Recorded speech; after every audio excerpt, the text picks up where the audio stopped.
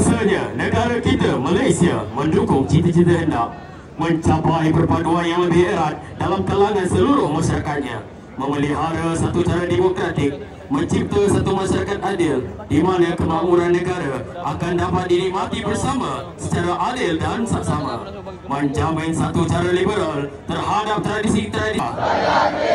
Berikrar akan menumpukan seluruh tenaga dan usaha kami untuk mencapai cita-cita tersebut berdasarkan atas prinsip-prinsip yang berikut. Kepercayaan kepada Tuhan, kesetiaan kepada raja dan negara, keluhuran perlembagaan, kedaulatan undang-undang, kesopanan dan kesusilaan. Terima kasih. Hadirin dipersilakan duduk. Majlis merakamkan ribuan terima kasih kepada saudara Akil